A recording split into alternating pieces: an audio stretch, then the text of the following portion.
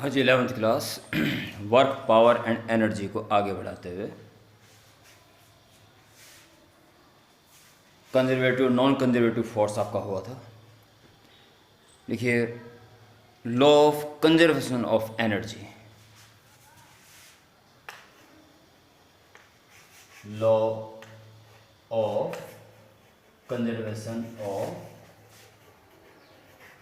Energy जानते हो, पहले से जानते हो कि energy neither be created nor be destroyed. परंतु प्यारे बच्चों, ये एक झोपड़ी है और ये माचिस की थिल्ली है। एनर्जी कितनी है आप देख रहे हो। ये इधर फेंक दी और कुछ देर बाद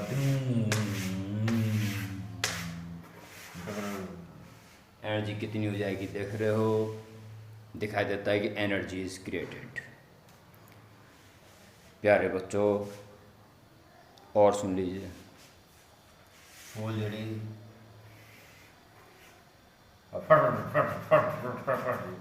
लाइट एनर्जी भी, साउंड एनर्जी भी, हीट एनर्जी भी सब क्रिएट हो रही है।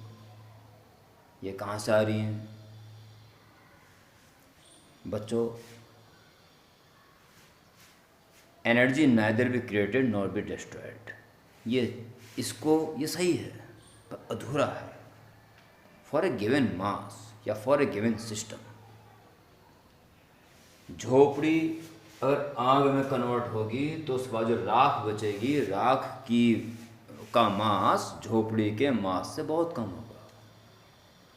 ठीक है। फुलझड़ी जब जल चुकेगी उसके बाद हल्की हो जाएगी। मोमबत्ती, कैंडल, 1-2 घंटा तक ये कंटिन्यूसली लाइट को प्रोड्यूस करती गई, बशर्ते मास कम होता चला गया। Energy created, mass is decrease continuously. Mass energy में कन्वर्ट हो रहा है।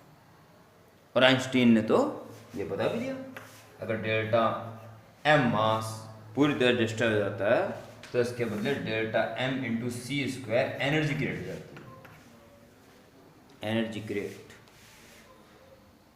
मास के बदले। हाँ, मास फिक्स है तब एनर्जी क्रिएट नहीं हो सकती, ना डिस्टर्ब हो सकती है, बदल सकती है एक दूसरे फॉर्म में। ओके, तो ऑनलाइन है, ज़्यादा तो कहा नहीं जा सकता। बाकी इशारा मिल गया आपको। कोई दिक्कत होती हो फिर आप ग्रुप में डालना। तो स्टेटमेंट लिखिए, फॉर ए गिवन सिस्टम, और तो बात समझ आ गई होगी।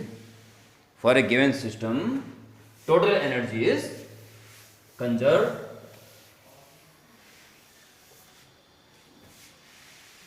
it neither can be created nor destroyed, and it transfer it is transformed from one form to another form. Okay, अब लिखिए आप next heading, law of conservation of mechanical energy.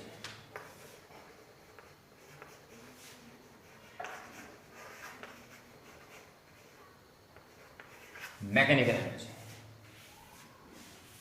यानी kinetic energy and potential energy, बस इसकी बात चल रही है।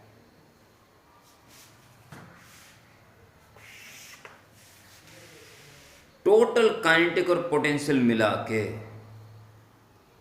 एनर्जी डिस्ट्रॉय भी नहीं होगी, क्रिएट भी नहीं होगी, कंजर्व रहेगी अगर इन्वॉल्व फोर्सेस कंजर्वेटिव नेचर के हों। ठीक है, देखिए, according to this law, total mechanical energy bracket में kinetic energy plus potential energy bracket बंद of a system is conserve if all involved forces are conservative in nature.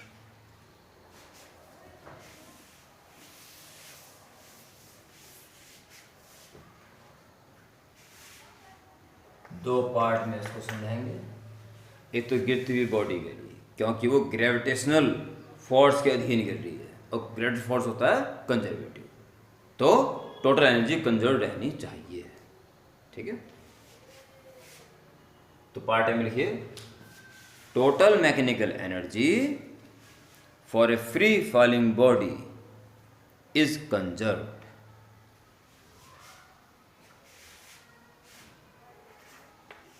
और फिर एक ग्राउंड बनाएंगे और यहाँ से h हाइट से किसी m मास की बॉडी को छोड़ दोगे तो इनिशियल स्पीड 0 रहेगी। पॉइंट ए से कोई इंटरमीडिएट पॉइंट बी ले लीजिए और अंतिम पॉइंट सी ले लीजिए। यहाँ तक आप कहते हैं इसकी स्पीड v मान लीजिए, यहाँ तक आप कहते हैं कैपिटल V मान लीजिए। ओके, और इसको स्मॉल h मान लीजिए। और एक दो लाइन में इसको क्लियर करना है। Let a body of mass m is dropped up to height या from height h as shown. उसके बाद at a total mechanical energy, kinetic energy plus potential energy, half m0 का square plus mg capital H, ये 0 हो जाएगा, mgh। ये total energy A पर थी। एट B ए का ई बी के बीच kinetic energy plus potential energy. Kinetic energy के लिए V निकालना पड़ेगा, ऐसा तो पता ही है, V निकाले पहले, इतना काम कर लीजिए। एट B या ऐसे लीजिए from A to B, V निकालना पड़ेगा ना, तो V square equal to U square plus 2GH, it is 0 square plus 2G, कितनी हाइट गिन लिया दिखाई दे रहा होगा, H minus H। Okay, V square है तो 2G H माइनस H। अब निकाल दीजिए, अब तो काइनेटिक एनर्जी परसेंट निकल जाएगी आराम से। Therefore total mechanical energy E B point पे, kinetic energy plus potential energy, half m v square, v square निकाल चुके हो,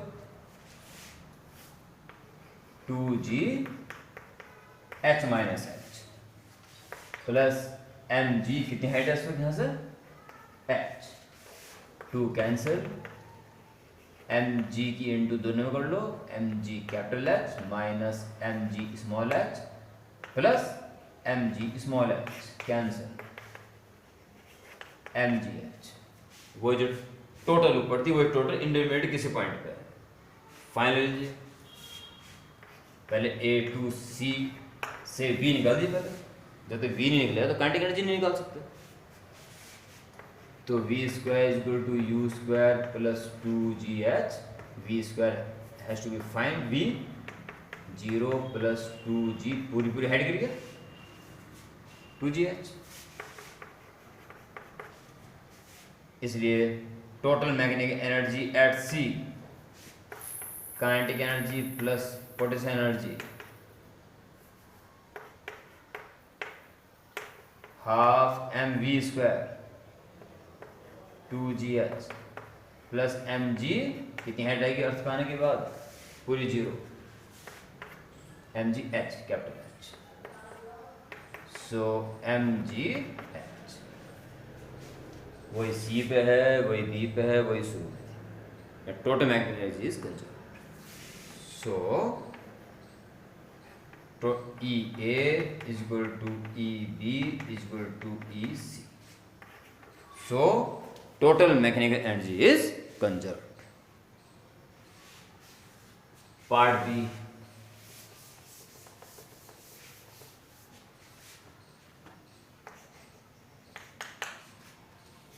For a body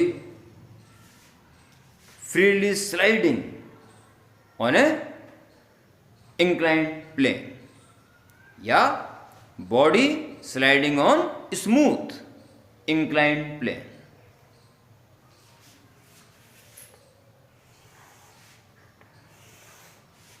initial position जहाँ छोड़ते उसकी स्पीड 0 से बढ़नी शुरू होगी। जब कभी वो बॉडी यहाँ पहुँच चुकी है, पोजीशन ए, पोजीशन बी, जो उसकी स्पीड v मान लो, और फाइनल पोजीशन सी जहाँ उसकी स्पीड कैपिटल V मान लो।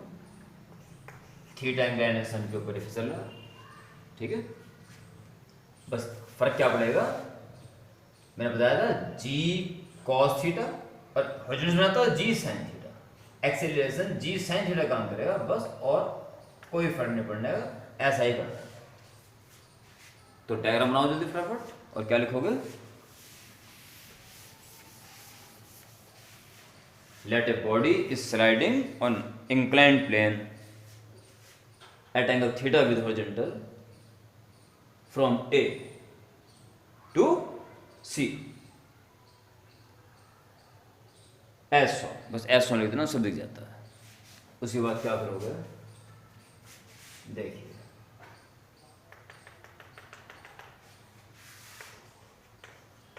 at A total mechanical energy EA, kinetic energy plus potential energy, half m0 का स्क्वायर प्लस mg, इसको कैपिटल S मान लीजिए,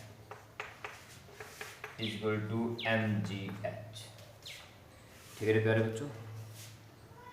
अब A टू B मोशन के लिए इसकी हाइट h मान लीजिए, तो कितना बचेगा, capital H minus small h, angle ये भी थीटा ही होगा, ठीक है। A टू B मोशन के स्पीड निकालनी है, v square equal to u square plus 2as। a इसलिए जब g नहीं है, g कोई कंपोनेंट काम करेगा,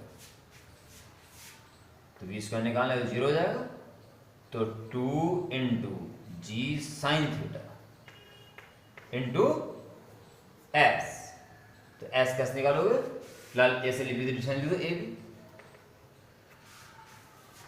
ठीक है। 2g और sine theta perpendicular upon hypotenuse, perpendicular sine theta की value perpendicular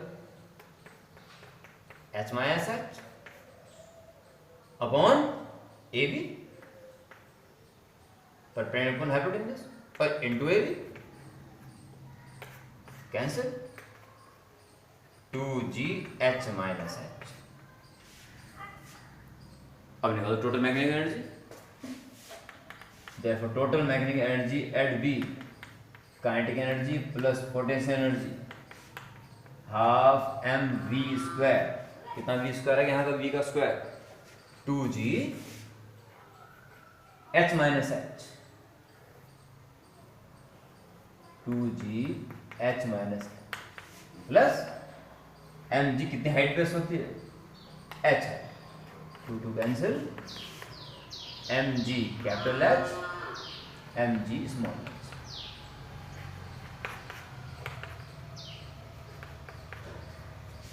okay, same way C तक के लिए भी कर दो, और आशी का निकल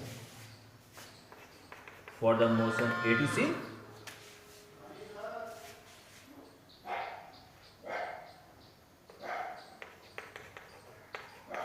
प्लस 2as, तो v स्क्वायर इज 0 स्क्वायर, और 2 इंटू एक्सेलेरेशन काम कर रहा है g साइन थीटा, और डिस्प्लेसमेंट हो गया a से,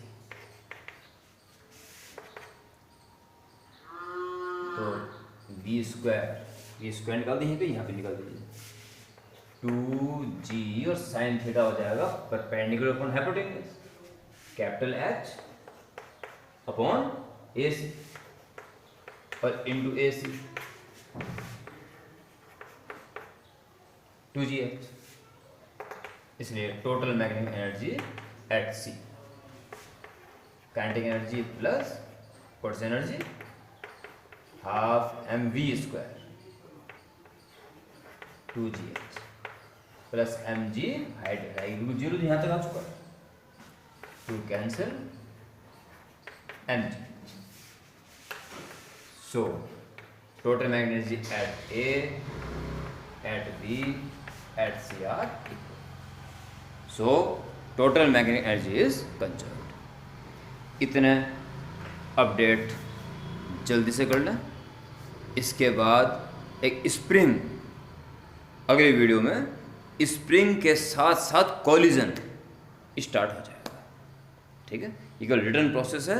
और हाँ, अपने kinetic energy, potential energy and work done के क्वेश्चन कंटिन्यू रखो, ये कभी ख़त्म नहीं होते।